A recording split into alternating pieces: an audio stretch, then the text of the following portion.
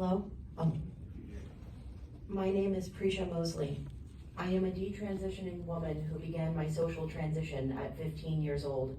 I legally changed my name, changed my hair and clothes, and bound my breasts. Breast binding caused permanent damage to my back and ribs.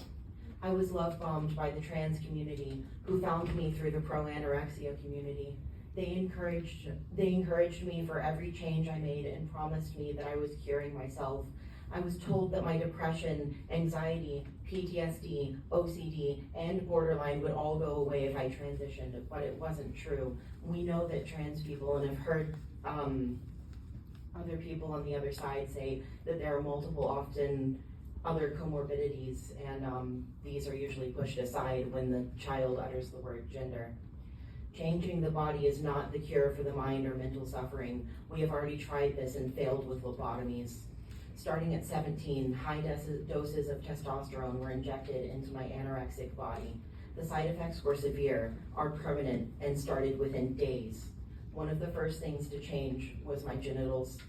Before a week was over, they were painful. Parts were growing and others were beginning to atrophy away and have not stopped. This pain increased for months and now is so severe that I can no longer use tampons.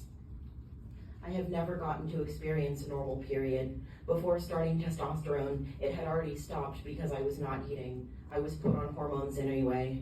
The damage from the testosterone is permanent, however, and I will not heal from it like I healed from my eating disorder. I am also suffering from chronic pain. Wrong sex testosterone causes the redistribution of muscle and fat into a masculine position which the female frame cannot support. My hips are so small and my shoulders are so large that I am in constant burning pain. It hurts to hold myself up. Testosterone also caused me to have joint pain, which I will suffer from for the rest of my life. On top of this, I lost my ability to sing. Gender-affirming care took my voice away. I used to get so much joy from singing, and that has been robbed from me. Now I can no longer bear the sound I make when I open my mouth to sing or when I cry, and it is painful to even speak for long periods. I cannot raise my voice to scream if I'm in danger. Testosterone silenced me. Worst of all, I am most likely infertile. No doctor will touch me. They have all abandoned me since I began to detransition, but I am aware of this fact. I did not want to have children when I was given informed consent shortly after being raped. I was too traumatized and not old enough to know, but my doctors didn't care. My doctors and therapists blackmailed my parents into fast-tracking me down the path to lifelong medicalization. 1 year after starting hormones, my healthy breasts were removed. The surgery was incredibly traumatizing. During this procedure, which is performed on minors, all of the healthy mammary tissue is removed, as well as fat and skin.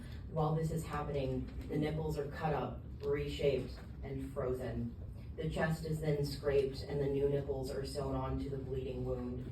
One day after my surgery, I removed my bandages to find pieces of my nipples looking back at me, stuck to the bandages. I'm missing pieces of them now.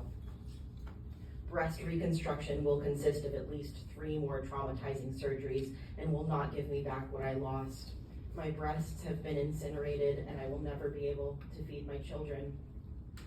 I urge you to vote for a bill that protects children from so-called gender-affirming care. I want to be the last person to suffer this way. Please don't let any other vulnerable, mentally ill children become a lifelong medical patient like me. Let them keep their healthy bodies. Thank you.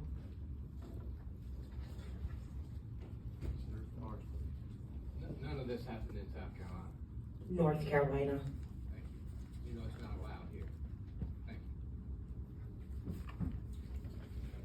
Senator from McCormick.